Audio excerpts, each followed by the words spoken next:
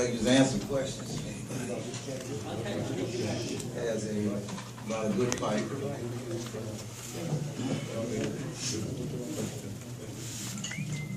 I thought it was a good fight. I let Amir know 2 months ago that this kid was real determined he was going to come and fight. And he was.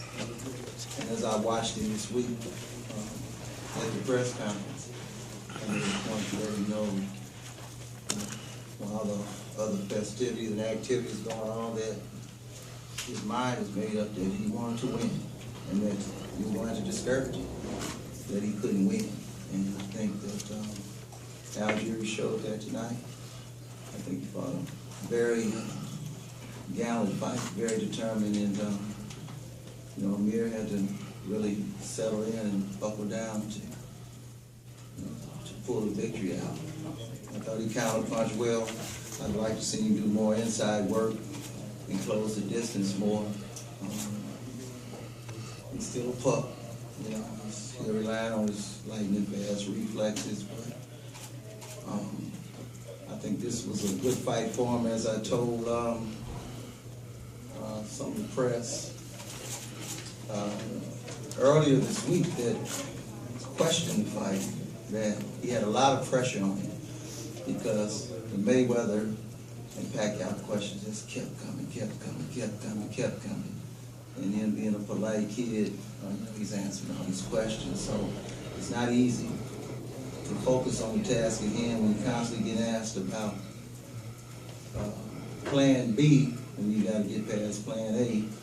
So I thought maybe that might have had a little effect on me. So I tried to do my best to keep him grounded, but it wasn't very easy because there wasn't no letup as far as those questions. And, not only here, but in the writings and all the articles and things like that.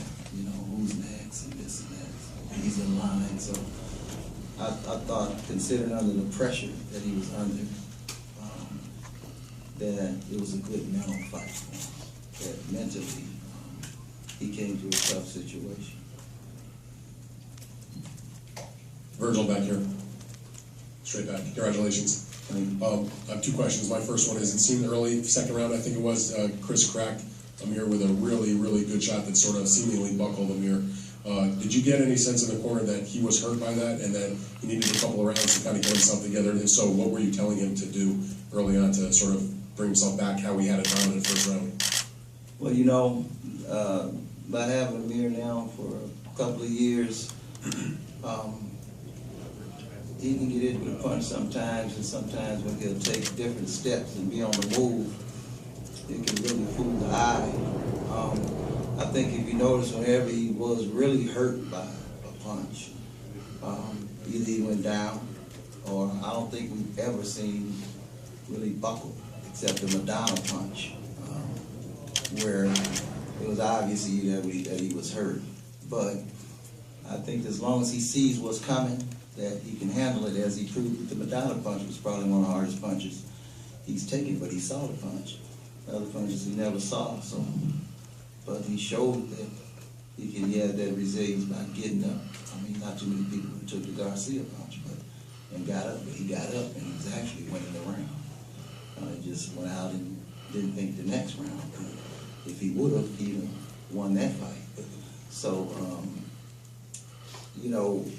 I've learned from different fighters, if they get hit with a punch, Amir has such fast reflexes that you can hit him when he's starting a punch. So he can get caught off balance. But if he's hurt, from what I've observed, he won't fight back. But immediately he came back with the right type of punches. So I'm not saying it didn't buzz him. I didn't ask him and he didn't complain about it. But he kept his head in the mouth of the cannon all night. So it didn't dissuade. So I don't think, I'll ask him. Virgil, my second question for you is, you mentioned the pressure because all the questions about Floyd Mayweather. Seeing what you saw tonight, which ultimately was a fairly clear decision victory for Amir. Plan A, or letter A is now over, and now the questions about Floyd will start again. Can you give me your perspective on the prospect in your mind of Amir matching up with Floyd Mayweather Jr.? Well, you know, I've been honest with him. When it comes to Floyd, that it's a fight that he's going to have to be real diligent about his preparation, and he's going to have to do what a young buck can do. He's going to have to fight over his head. You know, and every fighter, when they have a youth and they just keep going in the game and they sort of get in the groove one night, it's like Buster Douglas, anybody, they can just take it to another level, youth-wise. But I've always been honest with him and said his IQ will never match Floyd Mayweather's IQ, because the years of repetition and day in and day out doing the same thing, his body just and mind just processes real quick.